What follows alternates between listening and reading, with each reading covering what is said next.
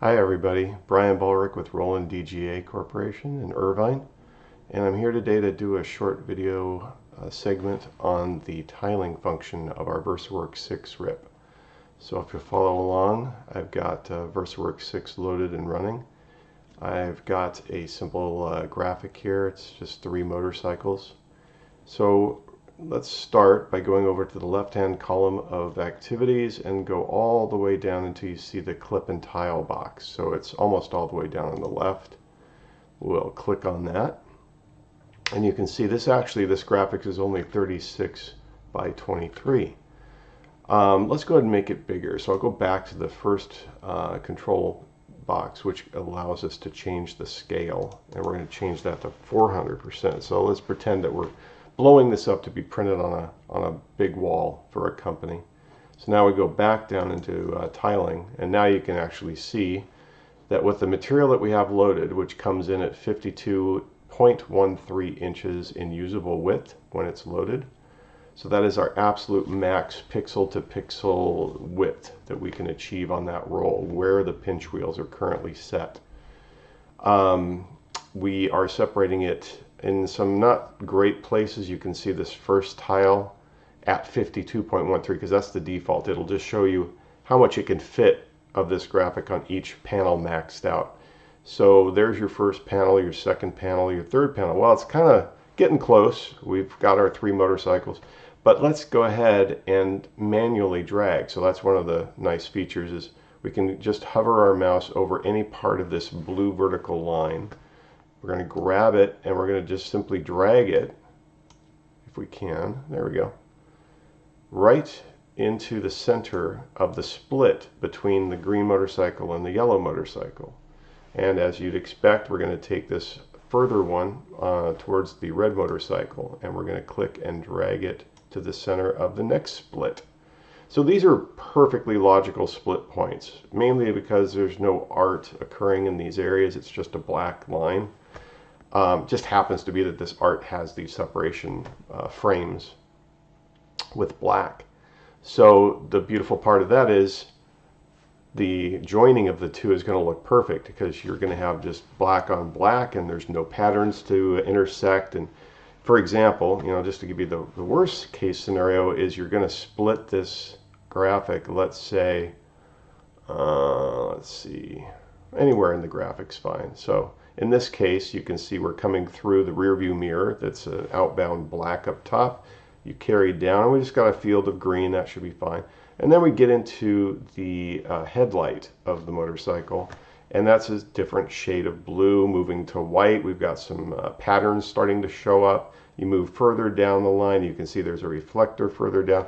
So the trick is that when we go to, let's say, mount this to a wall, the installer's got to be sharp enough to hopefully have an air egress vinyl that allows him to lightly tack the vinyl up, and he's going to carefully visually match the two and do what's called a book match. So visually book matching simply means he's artistically getting that second panel perfectly aligned without stretching it. It's another art to wrapping objects, walls, cars.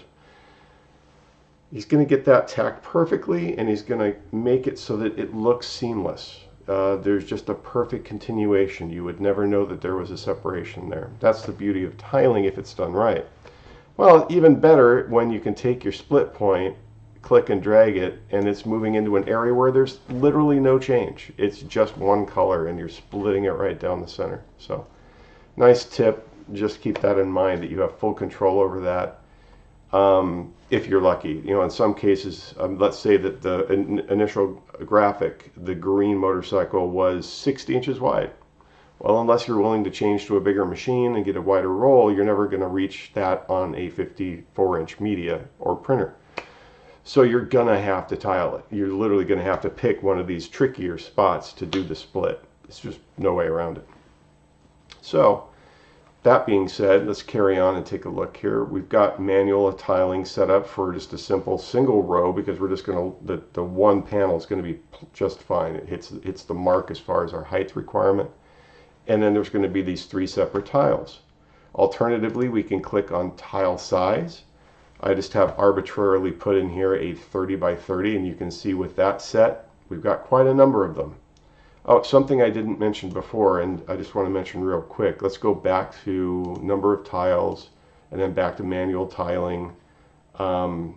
Let's see. I will put out the first tile here. And you can see that this is more of clipping. So I'm just clipping the whole artwork down to one object. So I'll take it back to number of tiles, and we'll drag that back out again. So let's go back to the original art, and you can see that our original panel is still there. It's that one massive panel. So if we go back again to clipping and tiling, there we can see our split points taking into account the roll again. So wanted to mention, so let's go ahead and click and drag this panel again back to where we had it, right in that black line for both of these, right? Now, before we go any further, if I go out and I say I'm done, this is how I want it done. So we click back to our design layout and I zoom way out. You're going to see all three panels just nicely arranged, and they're actually ready for print. All three of those will release, and you'll have all three of them on a big roll ready to be laminated and then cut down and transferred. But let's say that for this particular job, the client changed his mind. He's going to do a different wall. It's a lot shorter. He can't actually fit all three, so he only wants you to print one or two of them. Well, that's even easier. So while you've got this open, you just right-click on any one of these panels, and it deactivates the panel. Side note, you must have at least one tile active. Obviously, it's going to confuse the RIP if you just magically say, I've got a print job, but there's nothing to print in it. So, there it is. Right-click brings the panels back online again. You can mix and match however you want to do this. Just pick your panel for print and you're ready to go. So I'll turn these all back on again. We can change this to numbers of tiles. Let's say we want 2 and 2. So there you go. That's a split of a different type. So now we're running them wider and longer than we are taller and skinnier. I'll go back to manual tiling, or we'll try and actually clear this back to 1 and 1. So then it's just going to say, oh, okay, you're back to your selection, and then we'll do a single horizontal, and we'll do 2 vertical, or we'll do, let's see, 2 horizontal, 1 vertical. There we go. And we'll move that up to 3, back to where we had it before. So you get the idea. We're kind of in full control. We'll go back to manual tiling again, and we can start playing around with these lines again. So a lot of different options here.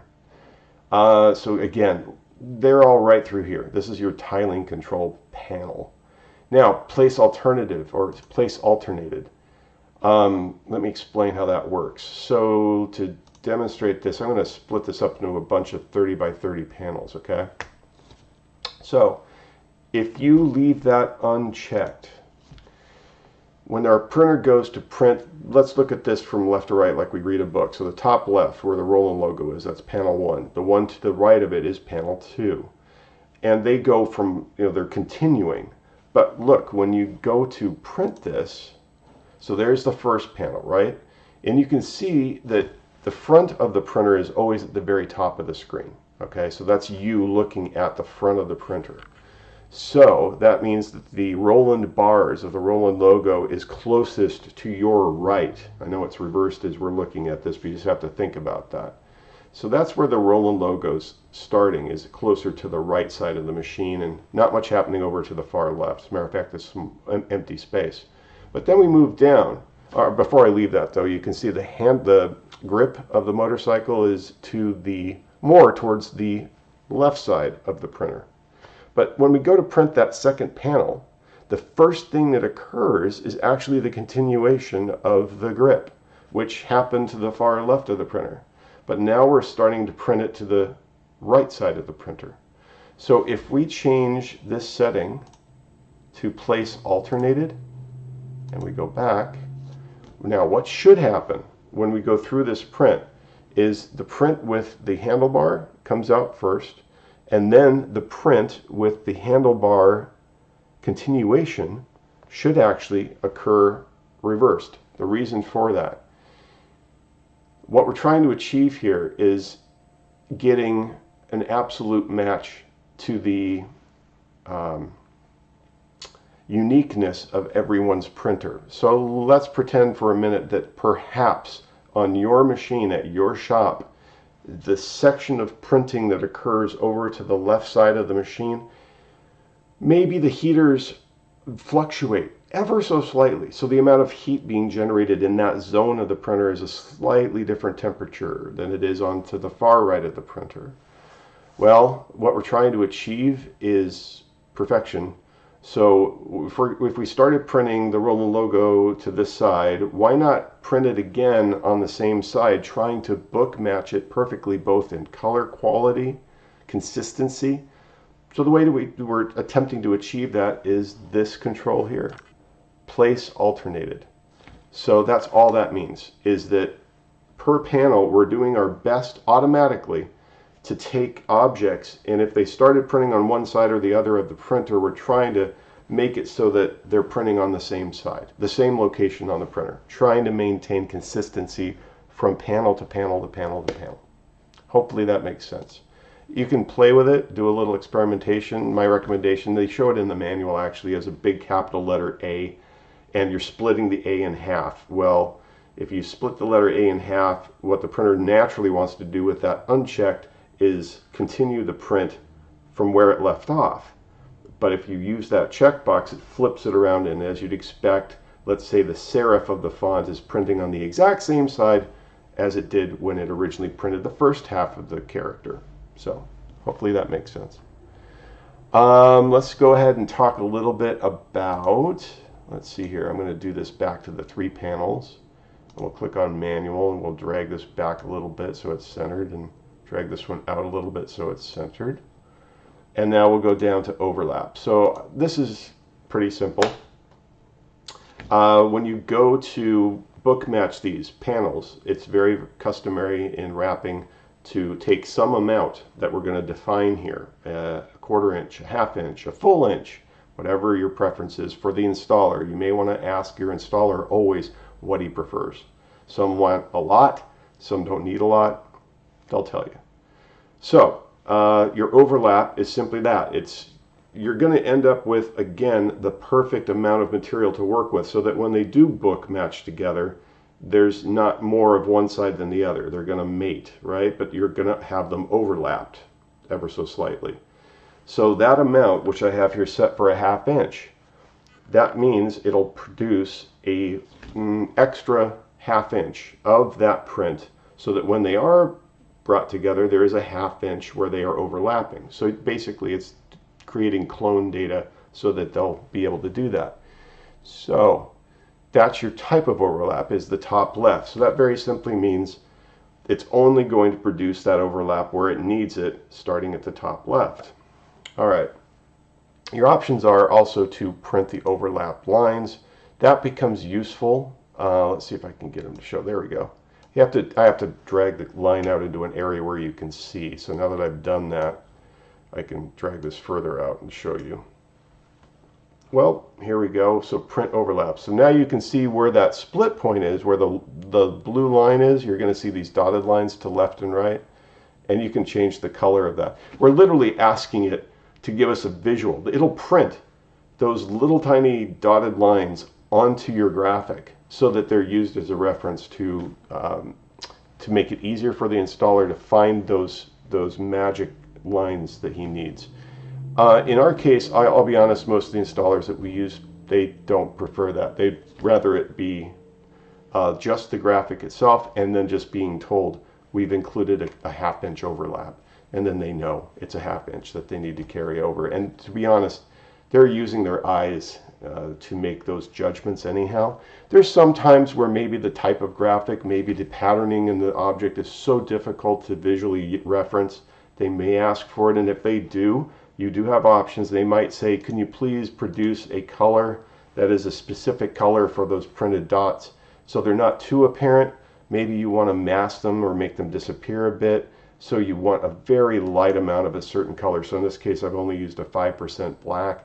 It'll be a very, very light line that you'll see there. Very almost imperceptible, but enough for him to use, him or her. So there you go on that. Last but not least, all corners, very simply, and it keeps resetting, but you just drag them back to where you want them, if you can. There we go.